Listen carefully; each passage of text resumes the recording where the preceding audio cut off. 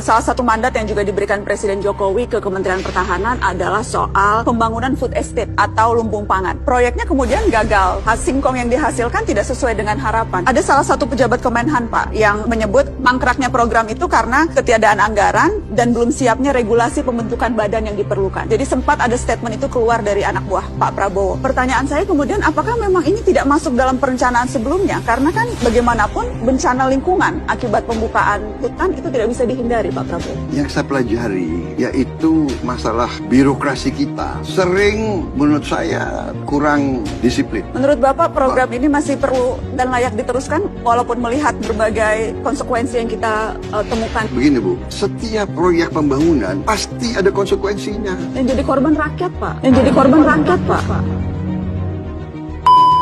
Masalahnya, menurut banyak kajian, termasuk dari Bank Dunia, program ini tidak mampu menjadi solusi kelangkaan pangan di Indonesia. Banyak orang yang sulit mendapatkan makanan atau gizi yang cukup. Makanan mahal karena ongkos produksi yang tinggi, masyarakat juga sulit memperoleh makanan bergizi seperti sayur dan buah. Masalah ini tidak bisa diselesaikan hanya dengan membebat hutan untuk menanam singkong seperti rencana Kemhan. Kami juga menemukan bahwa hampir semua area yang ditarget adalah habitat orang hutan menurut analis dari ahli dan pemerintah.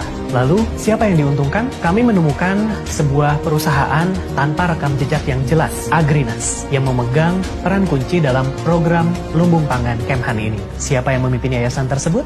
Menteri Pertahanan Prabowo Subianto sendiri, dibantu dengan sejumlah perwira.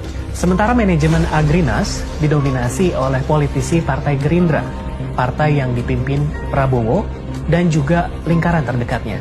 Di antaranya adalah 3 pemuda yang disebut Kesatria Jedi Prabowo yang membantu Prabowo dalam kampanye Pilpres kemarin. Menurut para ahli, ada konflik kepentingan ketika Menteri Pertahanan memiliki kendali atas sebuah perusahaan swasta. Perusahaannya mencoba meraup untung dalam program lumbung pangan yang diawasi oleh Kemhan sendiri.